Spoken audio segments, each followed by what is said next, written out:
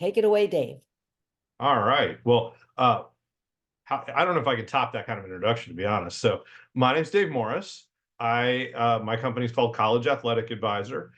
My role is I kind of serve as an athletic recruiting consultant. So I help students and families. I also help sports clubs and I help colleges make sure that you want to find the best fit. So that's what I do all day. And I was a college coach for 23 years. And my claim to fame is that I coached in every time zone and in every division 1, 2, 3, the NAIA.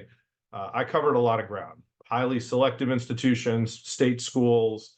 I had a great time, and I got to do a lot of different jobs because if you're a college coach, you don't just coach. Generally speaking, there's some, like the people you see on TV on ESPN might just coach. I got to run the School of Education at a couple different colleges, work in compliance, admissions, things like that, teach a lot. So I bring a little bit different level of experience. I also was a high school coach and a youth coach. So I've kind of sat on all the sides of the table, and now I live with my wife and daughter in Washington State. So we're just a little further north, and we're going through the youth sports thing, with a 9-year-old. So it's an interesting side of it to be on as well. I always like to start and really let the data talk. So, and before I get too into it, we're going to kind of collect the questions in the chat. And if you can ask at the end, because of the nature of the recording, I often ask people to sort of please interrupt me, and we're not doing that today. Please kind of try to save your questions or put them in the chat, and we'll go through them at that point, like at the end of the chat, I think, or if Heather and Laura think we should interrupt, I've given them permission to do that. The first thing I want to talk about is, when you watch college sports, you think of like the schools you see on TV all the time. And, that's a group of, I don't know, there's just over 100 Division I football bowl schools. And there's what we used to call the Power Five. And now starting next year, it's going to be the Power Four conferences. And that's an even smaller subset. College sports encompasses, almost 2,500 institutions just in North America. So I think sometimes we limit ourselves. There's a big world of athletics. If you want to participate in athletics and make that a part of your educational experience in higher ed, the reason colleges run athletics is really simple. They do it because the students have better outcomes. They graduate at a higher rate. Their grades are better. Their retention is better. After they graduate, they're better alumni. So for the college, it's the best, least expensive student support program they ever accidentally invented. So if you're a parent, that can be really attractive. And if you're a student, coming to school and immediately having a friend group that isn't all freshmen is an incredible perk. And, beyond any of the other stuff that goes on. And I think that's why athletics can be really attractive, even if you're not going to, some tiny sliver of kids are going to talk about NIL deals at an ESPN and this and that, but a whole bunch of kids, on their resume it says I was a varsity college athlete, and that can be a real benefit. Also, there's a lot of discussion about commitment and like pressure, and I don't know if I want to play in Division I because I like Division III, and I don't want to undersell that. There are differences between divisions. But I also think that there's a lot of overselling and sort of needless stress. So I think it's really important to talk about what's the data, like what's actually different between divisions. The reality is when you're in season, it's about the same. There's only so much practicing you can do. So there's an odd baseball coach, because that's a weird sport where they'll practice forever and schools have got to rein them in. And they're somebody can get away with stuff. But the rules are pretty simple. Like it's basically 20 hours a week. You get a day off every week. You play a couple of matches, or you have a track meet on the weekend. One of the things that was hilarious to me is people saying, oh, USC is going to be in the Big Ten, and now their travel students won't ever get to be on campus because they have to play at Rutgers. And I'm thinking, which is in New Jersey, and I'm thinking, what's the difference? Like you fly from Los Angeles up to Pullman for the weekend, or you fly to New Jersey for the weekend. I mean, do you really think that extra hour and a half or whatever the flight is That's the only difference. Is that's going to prevent a kid from studying? I'm confused by that. The reality is that the difference between the divisions really comes in the off season. So in the off season, basically what this tells you is in Division One, the coaches run a year-round training session, and you're responsible for being there, and the coach is there running it, and you have the coach there to tell you what to do. Division Two has a more limited year-round training program. It's really, you have an in-season, you have an out-of-season training program, and then you have the summer, where it's really up to you as a student athlete to take care of yourself. Division Three really has a very limited off-season formal conditioning program. However, if you would like to be successful as an athlete, you have to train. And you can't stop training for 3 months and then be competitive again. So, you're going to train, but the onus to do it, the coach will give you guidance about how to do it, but the actual showing up has to be student driven, and what you do is really student driven. When I was coaching in Division Three, I will say I've never been more popular in my life than the first day of formal spring practice, when the seniors are so happy to see you, and the underclassmen who've been having to listen to the seniors during workouts are so happy to see you. It was an amazing experience every time. So that's the big difference, is that it's much more student driven in Division Three about when you work out of the season. And the NAIA is more similar to Division Two. And then in the summer, there's mostly voluntary stuff, but in the Division One scope, there are ways around that, and you can get people jobs on campus in the summer, and then they show up and work out with a strength and conditioning program, things like that. The other issue is, I have students say, how do I know where I can play? Like between Division One, Two, Three, what's my level, and how do I start? And there's a perception, I think, that the world of athletics is kind of a wedding cake. You have Division One at the top, and then Division Two, and then Division Three. And that's just not the case. It's more of a stew, And if I expand this, can I do that? Yeah. You'll see, there's Division Two and Three programs that are power rating 7 or 8, which is an elite. That's the power ratings that win national titles. And there's also, let me go back one, a lot of schools with these power ratings, 5, 6, like in all the divisions, there's a lot of overlap. And the other thing that people don't understand about Massey ratings or power ratings is if a 6 plays a 3, they win 2 out of 3 times. So the difference between here and here is nowhere near as definitive as it looks, and there's still a ton of them. This is women's soccer. If you say, well, that's just, women's sports. All right, here's baseball. So you're still looking at a metric ton of overlap.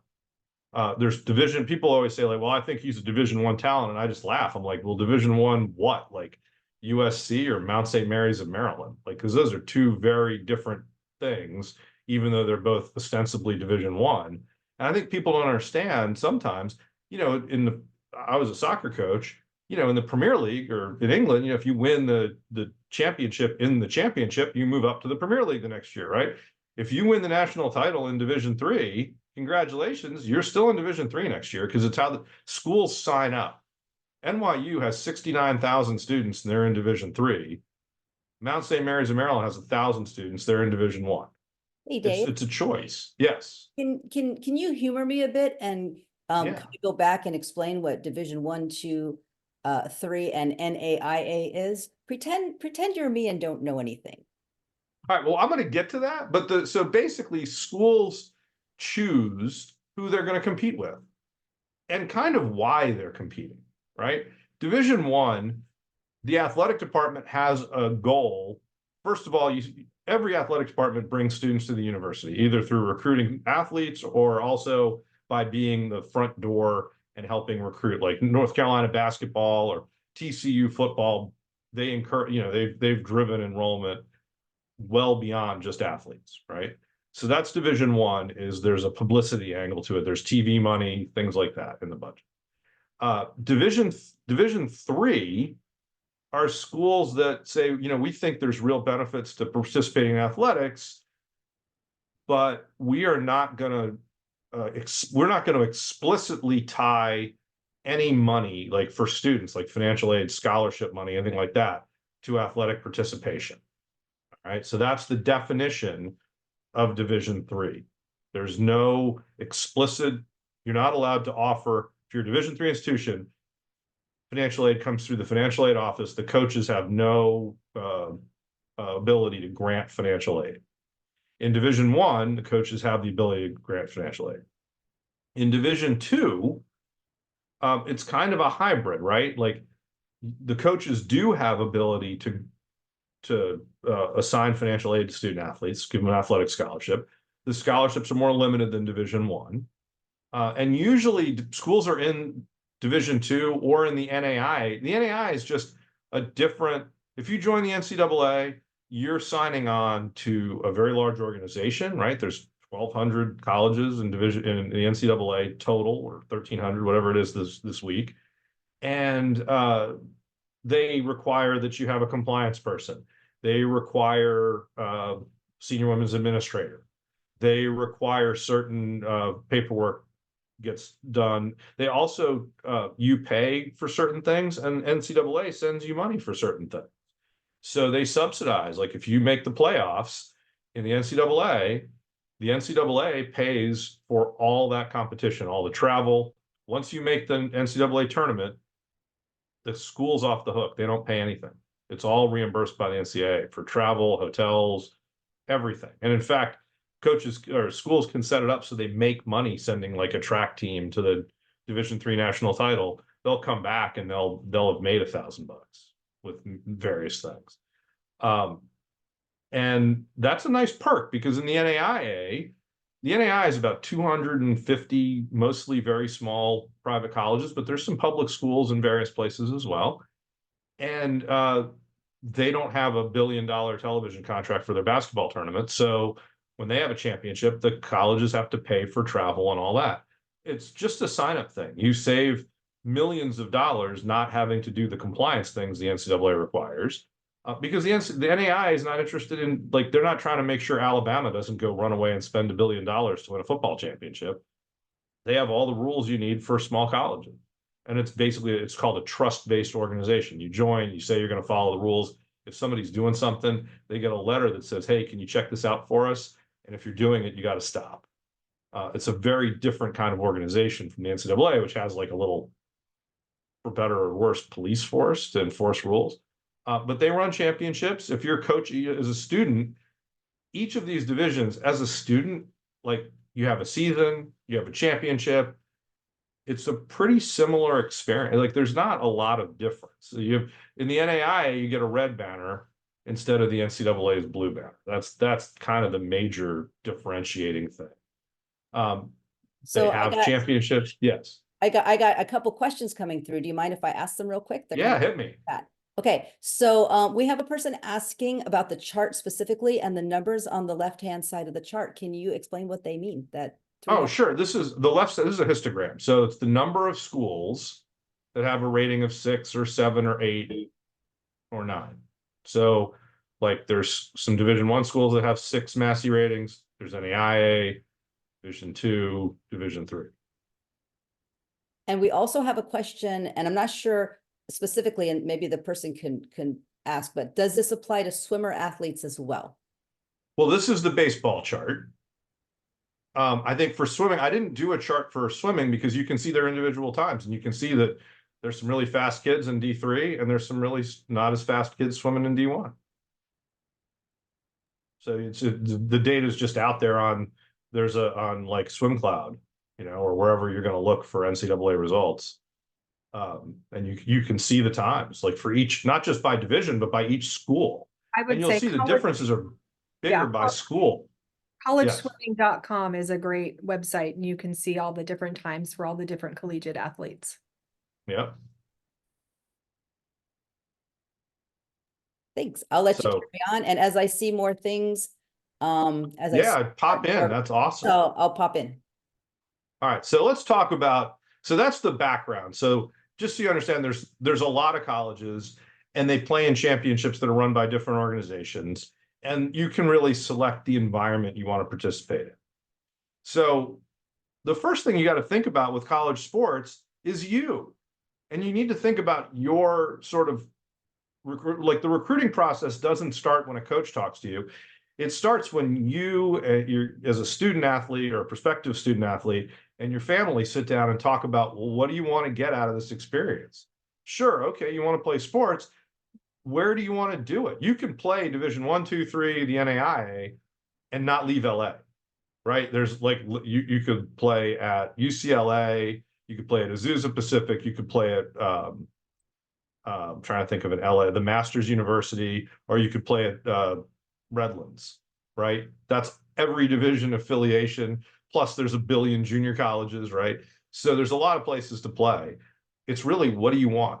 You know, how important is it for you to stay in LA or do whatever? Like, so, you know yourself. Like, what kind of, do you want to be? I'm in Washington State, so kids call me all the time and say, hey, I want to play at UW. And I'm like, that's cool. Like, UW has these great teams. You got to wear a lot of purple. They also have English classes with 1,000 students in them. How do you feel about that? And they're like, I don't know about that.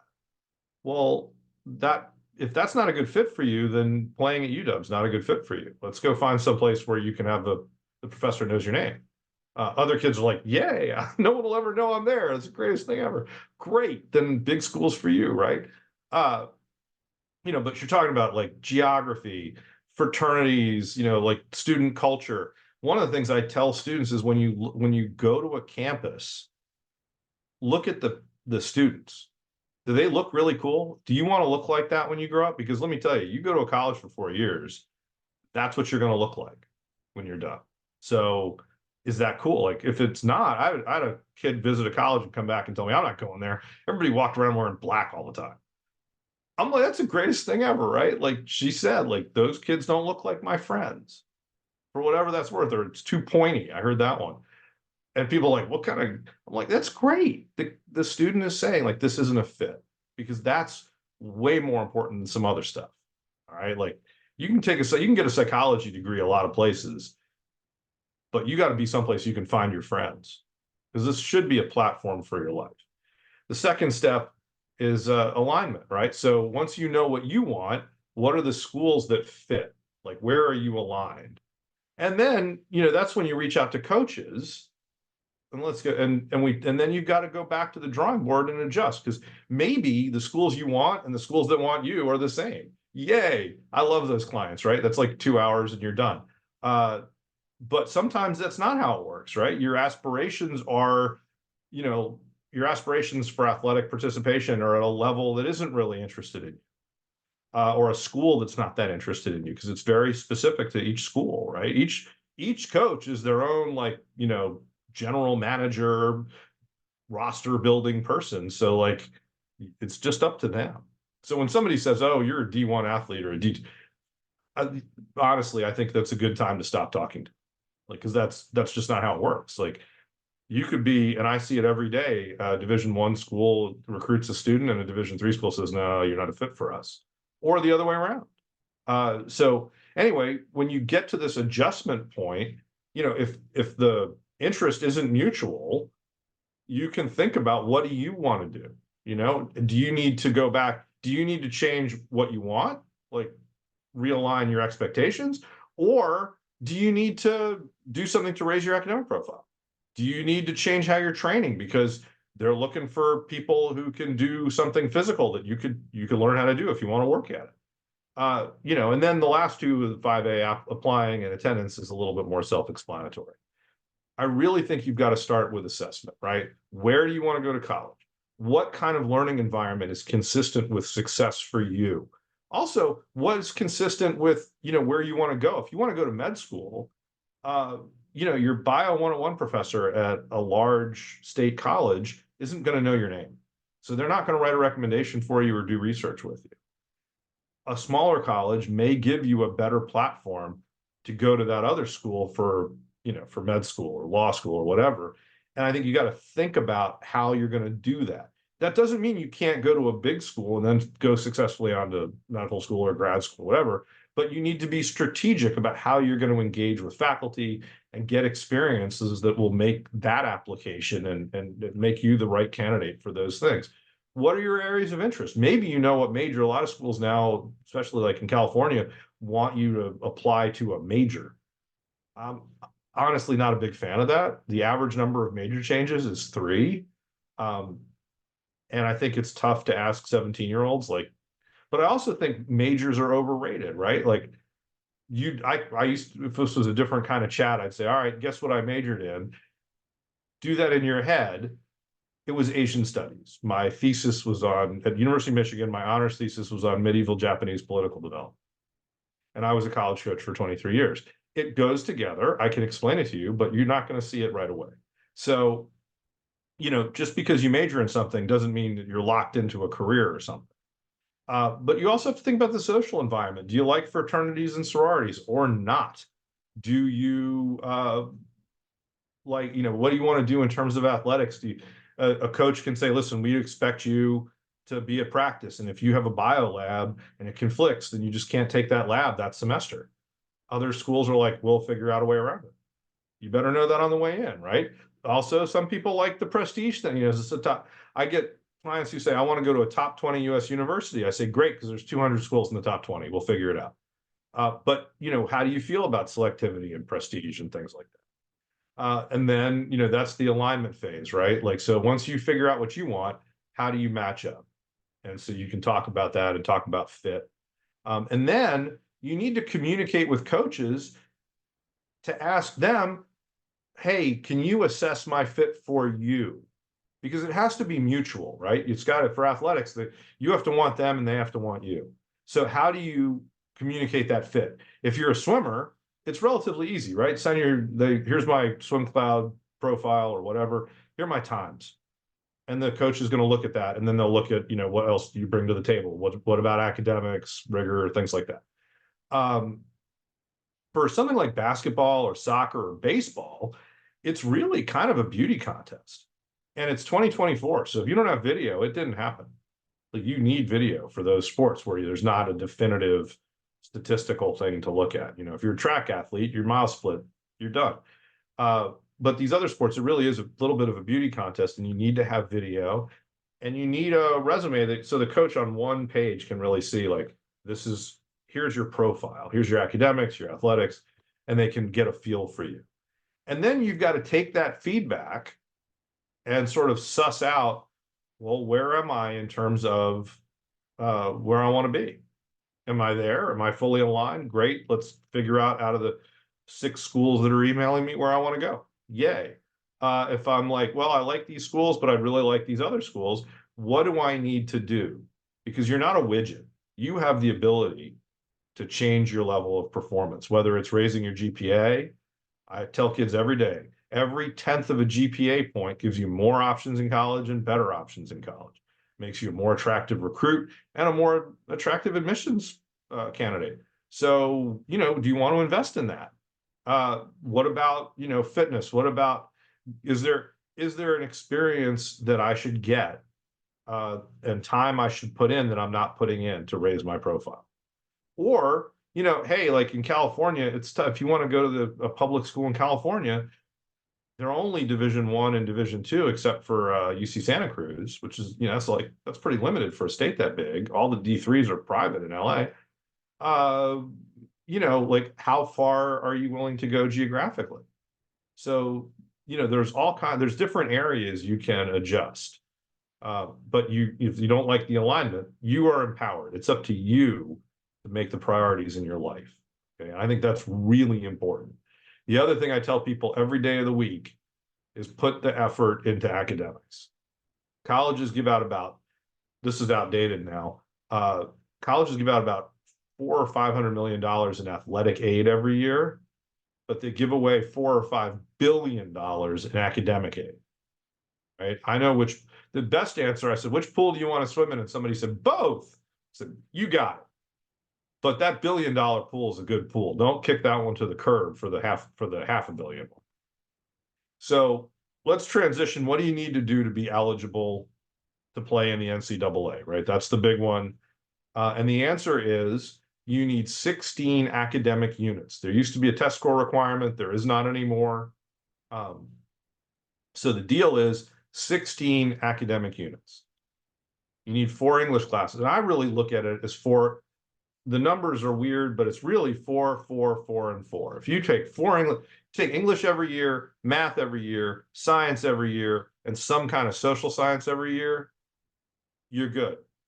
That's how you make it. So I really want to encourage you to look at it that way. You can play around with it, right? Like you can say, you know, I really love science, take an extra science class and only 3 history classes, right? You can take a couple history classes, couple foreign language classes, take comparative religion. You can't take like faith and Baptist theology because that's a single religion, it won't count. But like you can do comparative religion, philosophy, any of those count as a social science. So you have a lot of flexibility. You also have to graduate high school. So the state of California has all kinds of graduation requirements. The NCAA is only worried about your core classes. You need to satisfy both of those. You can't pick. And you need to do it with at least a 2.3 GPA. And you need to finish, it's called the 10-7 rule. To play in Division I, you need to have passed 10 units by the beginning of your senior year. So if you think about that, it's like a little more than 3 a year. If you're on track as a college prep student, you're going to be eligible in the NCAA. It's that simple. And the other thing you need to do is register with the NCAA. And let's talk about that for a second. When you register for the NCAA, you want to register for the free account. If a coach calls you, once a coach calls you or reaches out and says, hey, I want to add you to our recruiting list, then you pay. Until that happens, there's no reason to give them any money. You can get a free account, get an ID number, share that with coaches, and then when they're ready to move forward, because nobody's going to look at your stuff until a coach puts you on a recruiting list. So don't be in a big rush to hand them money. The other thing is make sure you register with the NCAA and not another similar sounding thing. There's a bunch of bad actors in this space. This is one of those areas, I hate to scare people and stuff, but make sure you're registering with the NCAA, okay? You can find a link on my site. I'm sure there's a link on iLEAD's site. If you Google it, you've got to really read carefully, make sure it's the NCAA website. The tip-off is if you're supposed to upload a picture, right, or they're asking questions about your club coach or something, you're on the wrong website. Because the free account, they want to know where you went to school, and then they give you an ID number. And that's pretty much it. There's no pictures, there's no options for upgrades. It's not a recruiting profile. Okay, it's just a profile that the NCAA can use to know who you are, so they can look at your transcript and determine whether you're eligible. There's also an NAIA initial eligibility clearinghouse, and don't register for that unless you're recruited by an NAIA school and you're interested, right? Because you have to pay them. They're going to look at your whole transcript, and if you got a 2.3, you're good to go. And then they've got an alternate path if you have a 2.0. We're not even going to talk about that. So in recruiting, where do you start? You start by emailing coaches, because there's a fascination, and I understand it. People want to ask me, can I play in Division I? And I say, I don't evaluate student athletes, right? It's not fair. Like, I'm just one person. Ask, the college is paying somebody a full-time salary, probably, to tell you whether you can play there or not. Ask them. And if they blow you off repeatedly, they've answered that question. But you know what? You want to play at USC? Send the coach an email, right? And we can talk about how to optimize it. You want to keep it short, 4 sentences. Think about your own emails, right? Dear student, dear person. Nobody wants that, right? They want like, dear Laura. And then talk about them. The subject line should mention something that will entice the coach to click on the email, right? What about you makes you a candidate for that college? Outline, include your resume, include your video, or include your time, a link to your times. Understand that a coach can't, if you're a sophomore, they can't email you back and say, we love you, we want you to come here. They can send you information about their camp and the school generally. And if you ask specific questions like, hey, what events are you going to be at this summer to recruit at? They can answer that question. You know, and give the coach references. Like, here's my high school coach, here's my club coach. Who can they talk to get a feel for who you are? And that gives them an opportunity to do some things. I think it's also important, you know, you've got to get on the web and do a little research into their athletic department, right? You got to know the coaches, you got to know what prospective majors they have and what the college calls those prospective majors. Don't email, like, spam is spam. Nobody wants it, nobody responds to it. If you're sending out 100 emails, you're spamming. Figure out like your top 15 schools or so and email those coaches a personal email, right? Hey, Dave, Do enough research. Yes. we have a question in the chat, and the person's asking, when would be the best school year to contact the coaches? Can you talk a little bit about when the best timing is and how that all works? Absolutely. I think there's some variation by sport, right? Because some, you know, like women's soccer, the really good players commit as sophomores a lot of the time. There's a lot of pressure to commit early. But I think my rule of thumb is when you're ready to engage in the college search process, that's the time to reach out to coaches, whether it's sophomore year, junior year, freshman year. You know, it never hurts to put your name in the database, which is what you're really doing, and to get on a coach's list so they can kind of think about whether you're somebody they want to talk to. There's no too early. The rules about there's rules the coaches get, that's stuff for them. Those aren't rules for you. And there's always going to, if you think about it this way, if you're a freshman at highly selective schools, they're trying to be done. Those coaches feel like they should be finished by June the year before. So like, if you're going to be a 2025 grad, this June, the coaches at selective colleges would like to be finished. Now, and they'll tell you like, I'm going to be done by June, and they're lying, right? It's 17, 18-year-old kids. How many kids go to prom with the person they ask? Like, you know, it's like stuff happens, but they try. So the actions really, you think about it, if you're a freshman, you got 2 summers, maybe a third, to take with your college search and do things that can impact that search. So, you know, like if you are ready to think about that, it doesn't hurt to reach out to coaches and find out, hey, where are you watching players play in my age group? Are you watching players play in my age group? Are you looking at times, you know, what, and they can answer those specific questions. And the reality is there's a whole bunch, yeah, they can't email you and say they're interested, but I mean, kids are committing as sophomores. So like, let's just kind of get that out of the way. And there's different things, right? Like a hockey coach can talk to you as a sophomore, which is hilarious because most of the kids don't go to college till they're finished with juniors and they're 20 or 21. So it's a bizarre recruiting timeline in that sport, but that probably doesn't impact a lot of iLEAD kids. The reality is when you're ready, hit them, but don't wait. There's no advantage to waiting. You know, you can always come back if they don't answer and your profile changes, right? Like all of a sudden you're, you know, if you're a 400 runner and you're okay. And then, you know, junior year, you really kind of figure it out or whatever you want to say, and you're running really better, you break through, send them another email. They'll be happy to see that. You know, then they'll re-engage with you in a different way because your profile's changed. And it won't have hurt you that you emailed them before. So we have one more question yes. before you move on.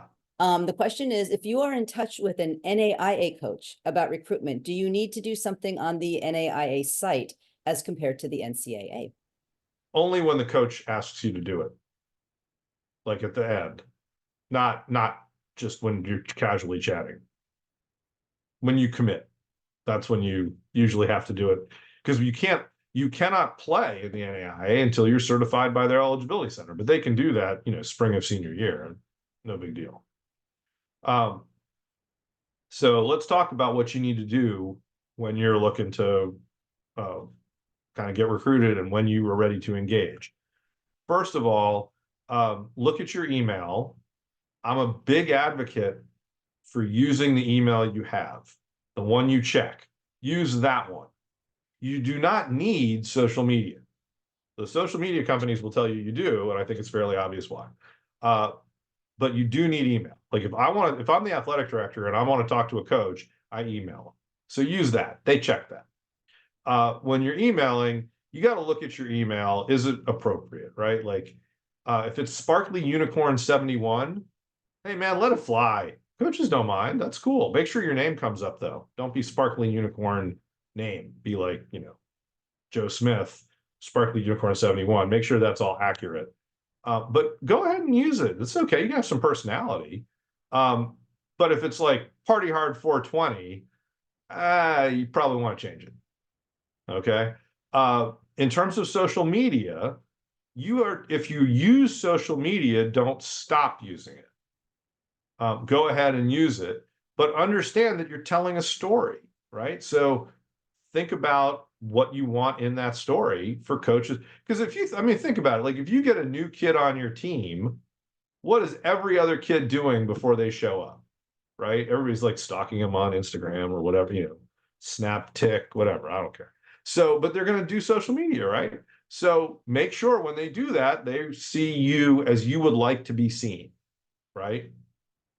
So if you've got stuff on there that you wouldn't really like to share, this is a good time to get rid of it, because the internet might be forever, but you can delete stuff. And I think that's, it's always good to kind of look at that. And remember, if you're going to use Twitter or if you're going to use Instagram and you're going to make that part of your recruiting process, it's like my favorite line was from a kid who was very active on Twitter. He said, it's like having an extra girlfriend. Like you got to check it all the time. If you don't get back to somebody right away, they think you don't like them anymore. It's a time suck. And so if you're already doing it and you love being on Twitter, great, knock yourself out. If you don't start doing it. It'll be like an email you don't check. It will not help you. There was just a post on Facebook today about a kid who was laughing because he didn't think he got a lot of recruiting interest. And he was looking on his Twitter account. And there was an old post and he discovered several coaches had reached out and Twitter had hidden the replies because he wasn't following those coaches and he never saw them. So, if you're going to use it, make sure you understand what you're doing and you don't miss stuff like that. If you're going to play in the NCAA, do the free thing. We have a whole dual track timeline that Laura can share with you. The last piece is the ID camp thing.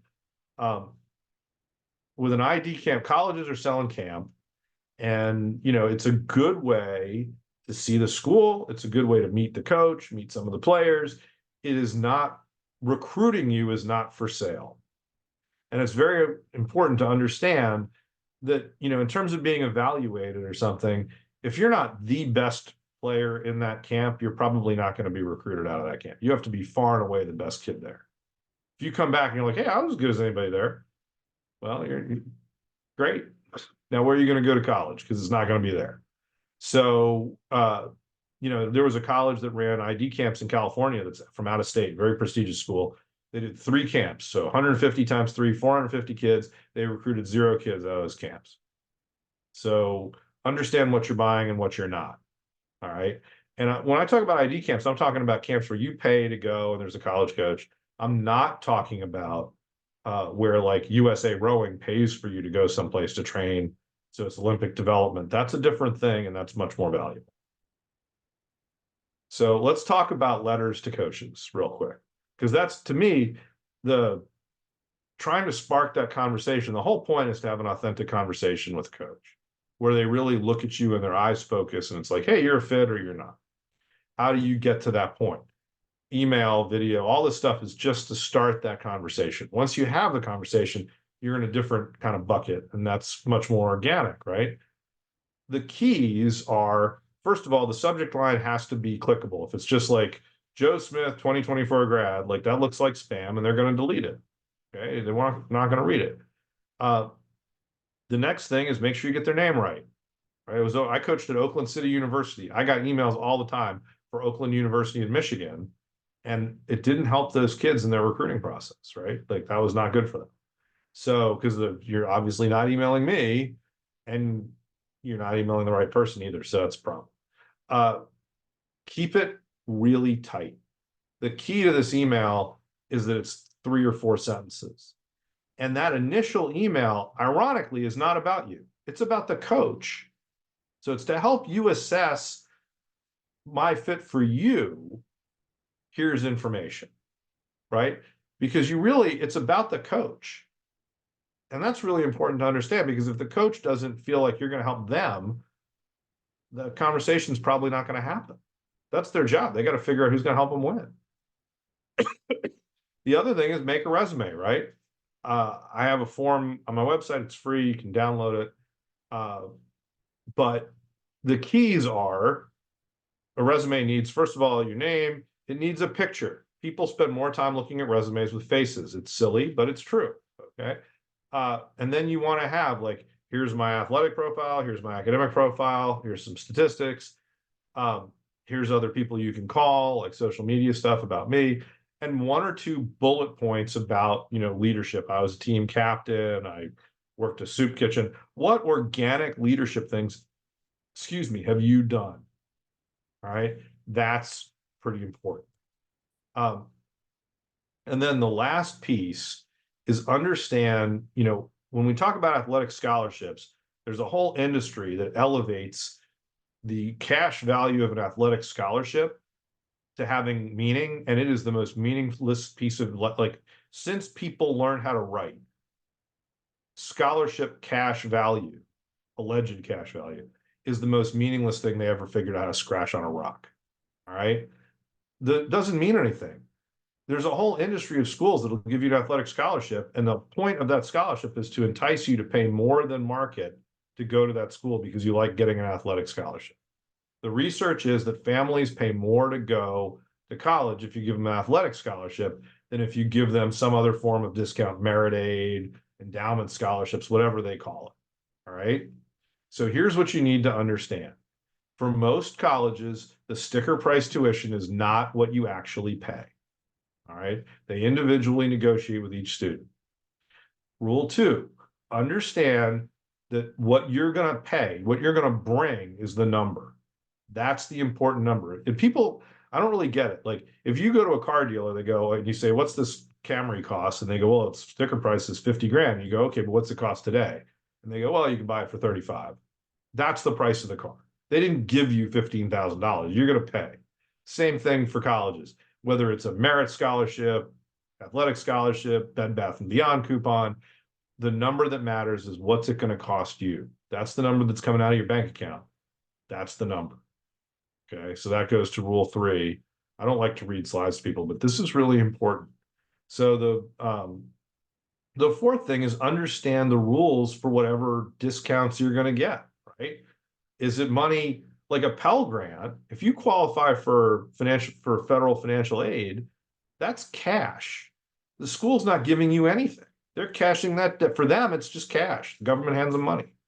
So understand that. Then that's renewable. Is a scholarship only for freshman year?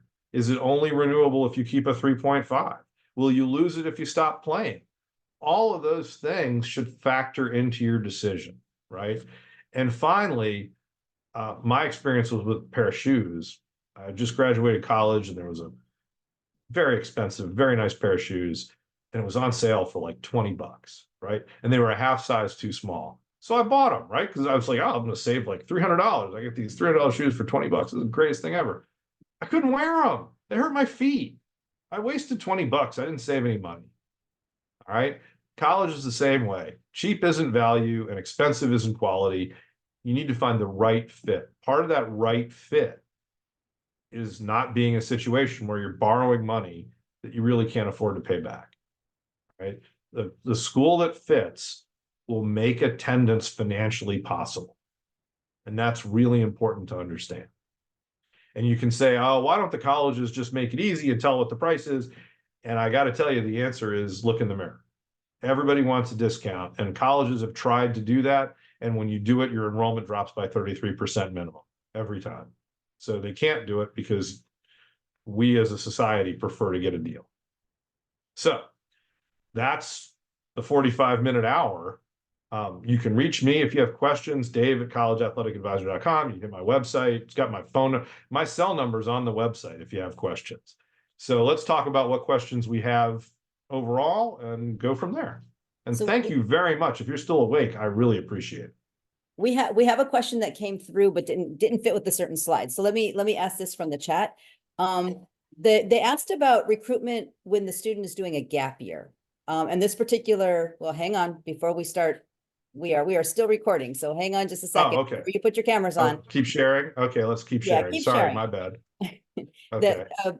during a gap year, and this person was specifically asking about women's soccer. So can you talk about a gap year and recruitment and how that might? Yeah, like a gap year or a post-grad year, right? It's interesting to me because it really only buys you a couple of months. Because by October, November of that gap year, if you don't have a plan for the next year, you're talking about the same schools you would have looked at if you were making a last minute decision the year before, right? Because you're kind of late to the party. So what the gap year does is it gives you your senior year spring and then a little bit into the fall of your postgraduate year to figure out the college piece. And you can use that time to play. You can use that. You're trying to build your resume, presumably, build a little maturity, get some experience doing whatever other things you want to do. But you're still a recruit and you're still playing, hopefully. So it should just give you a little bit more time to get in front of coaches. I think it really puts pressure on you like if you're doing a gap year next year, this spring, this summer are just super crucial to get in front of those coaches and get feedback and find out where you fit. Because if you sort of fritter away till the middle of next year, you're in the same boat you're in now. Okay, so what I'm going to say goodbye to our friends at home who might be watching the video, and I'm going to go ahead and stop the recording, and then we can do our Q&A. So if you're watching a video, show up and come to our webinars because we have fun Q&As. So thank you, Dave. Everyone hang on, And thank you if you're watching. I appreciate it. thank you folks at home. All right.